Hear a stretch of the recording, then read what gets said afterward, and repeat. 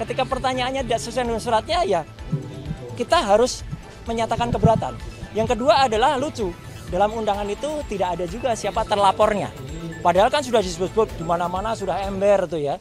Jadi alhamdulillah sebagai warga negara yang baik dan didampingi oleh sahabat-sahabat semuanya, saya tadi menjalani klarifikasi, undangan klarifikasi yang pertama pada hari ini Kamis ya 15 Mei 2025 dengan surat yang memang sudah saya terima baik secara fisik maupun secara elektronik ya. Jadi saya harus datang. Dan saya memang juga menyayangkan gitu karena ada beberapa yang sudah disebut-sebut namanya ya, tapi kasihan yang bersangkutan seperti Pak Abraham Samad ya, namanya udah disebut bahkan dikatakan mangkir, padahal yang bersangkutan belum terima surat gitu loh. Itu kan sebaiknya sistem persuratan atau administratif di Polda Metro Jaya lebih baik diperbaiki lah gitu. Jangan sampai kemudian mengorbankan teman-teman yang sudah disebut-sebut tapi ternyata belum ada, termasuk juga Bang Resmon ya, sudah disebut-sebut tapi ternyata belum ada suratnya. Nah jadi klarifikasi saya tadi alhamdulillah berjalan cukup lancar dari jam 10 sampai dengan ini di break jam 12. Saya apresiasi kepada Polda Metro ya karena memberikan kita kesempatan yang sangat baik untuk melakukan sholat zuhur bersama-sama dan saya tadi bisa ikut di sini dan juga nanti kita diberikan waktu untuk kemudian lunch gitu. Nah saya sendiri tadi ya sudah sampai pertanyaan ke-24 ya gitu dan sudah sampai ke pertanyaan-pertanyaan yang lebih banyak soal identitas tadi gitu. Karena ketika ditanyakan yang lain saya strict dengan Polda Metro ya. Polda Metro memberikan saya surat undangan untuk peristiwa tanggal 26 Maret tahun 2025 ya. Harusnya itu pertanyaannya. Jadi ketika ada pertanyaan yang lain ya saya keberatan untuk jawab. Itu hak loh ya. Hak warga negara sesuai dengan Undang-Undang Dasar 1945 itu hak yang paling hati untuk kita menyampaikan apakah undangan atau pertanyaan itu sesuai dengan enggak. Ketika pertanyaannya tidak sesuai dengan suratnya ya kita harus menyatakan keberatan. Yang kedua adalah lucu, dalam undangan itu tidak ada juga siapa terlapornya. Padahal kan sudah disebut-sebut di mana-mana sudah ember tuh ya. Lawyernya mengatakan terlapornya adalah ini. Tapi dalam surat itu nggak ada. Jadi kalau dalam surat itu nggak ada ya kita nggak wajib gitu melakukan klarifikasi.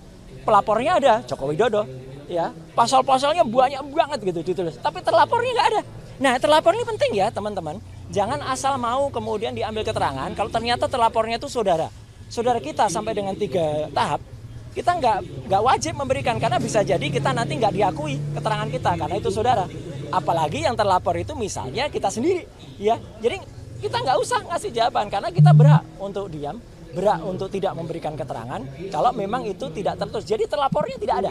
Ini penting banget ya, terlapornya. Yang kedua adalah locus delicti dan tempus delicti 26 Maret itu saya berpegang ke situ. Jadi kalau bukan itu yang ditanyakan, saya keberatan untuk jawab. Kemudian satu lagi adalah barang buktinya. Itu disebut Undang-Undang Informasi Elektronik bla bla bla bla. Mohon maaf sekali lagi, saya ikut merumuskan Undang-Undang Informasi dan Transaksi Elektronik. Jangan sembarangan menggunakan pasal itu untuk mempidanakan orang. Ya, Undang-Undang Informasi Transaksi Elektronik dibuat dengan niat baik agar Indonesia itu terlepas dari dikucilkan ke dunia internasional karena kita tidak memiliki undang-undang dalam bidang e-commerce. Jadi pasal-pasal itu adalah misalnya untuk 32 dan 35. Itu misalnya untuk seseorang ngirim bukti transfer kepada teman. Tapi bukti transfer direkayasa, diudak-udik. 1 juta dijadikan 10 juta. Nah, itu yang dipidana. Ada orang misalnya ya posting ini ijazah asli gitu ya. Tapi ternyata yang punya ijazah nggak mengakui kalau itu asli.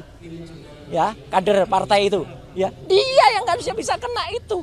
Dia bisa kena 8 tahun atau 12 tahun. Sedangkan Dr. Resmon, Dr. Tifa, saya tidak melakukan apapun terhadap barang elektronik. Dan yang penting apa? Barang elektroniknya nggak ada. Jadi dokumennya saya tadi tanya, mana dokumen yang dilaporkan? Nggak ada Pak. Loh kalau nggak ada ya gimana penyidik? Gitu loh. Kenapa nggak ada dokumen elektronik? Ini Undang-Undang Informasi dan Transaksi Elektronik. Pasal 5 ayat 1-nya harus ada dokumen elektronik. Jadi kalau dokumen elektroniknya nggak ada, sama saja dengan kita tiba-tiba Bang Rustam ini tiba-tiba dituduh melakukan maaf ya pembunuhan. Tapi mayatnya nggak ada. Gimana bisa dituduh beliau melakukan pembunuhan? Bahkan kalaupun ada mayatnya diperiksa dulu, diforensik dulu. Benarkah mayat itu terbunuh atau dibunuh? Kalau Bang Rusman tiba-tiba ngaku aja oh iya saya mau. Ya kasihan beliau dong. Jadi saya ngajak teman-teman untuk lebih berpikir ya, termasuk juga penyidik ya. Jangan Anda mau ya diminta untuk mencantumkan pasal-pasal yang bukan peruntukannya gitu loh. Jadi tiga itu yang kemudian saya pertanyakan, ya diselundupkan pasal itu. Jadi sekali lagi teman-teman, saya tetap mengapresiasi Polda Metro dan saya cepat ya jam 10 tadi itu sudah 24 pertanyaan.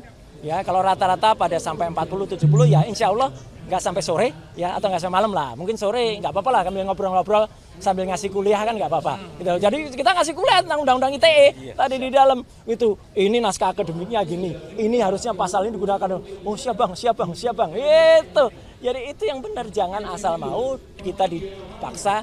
Orang itu harus tahu hukum, tapi jangan sampai orang itu kemudian dipaksa untuk menjalankan hukum yang tidak pada semestinya. Itu saya kira. Pak Roy, ini kan tadi kan juga disebutkan di tanggal 26. Sebenarnya apa sih yang terjadi? Karena kan sebelumnya kemarin Pak Michael juga sempat ditanyakan tanggal 26 itu apa sebenarnya yang terjadi, Pak? Saya tidak berhak menjawab tanggal 26 itu apa. Nanti saya dikira ST.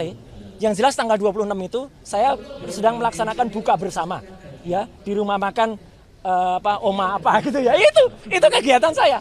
Ya, yang lain ya saya nggak tahu, silahkan penyidik tahu.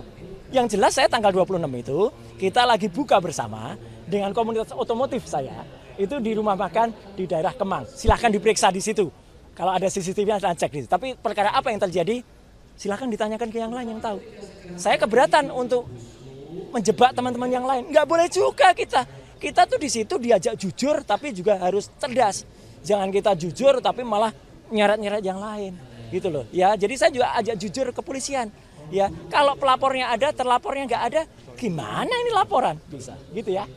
Oke, saya kira itu ya, Mas. Terus ini Pak, untuk kasus dari 26 Maret, kerap disebut lagi. Saya belum sampai pertanyaan itu, jadi nggak ada. 26 Maret tidak ada dia, Ya tidak sudah. ada Dokter Tifa, tidak ada Dokter Syanipar. Ya. Tanggal 26 Maret. Ya udah. Itu jelas. Itu jelas ya. Jadi saya buka bersama tanggal 26 Maret ya. Oke, makasih.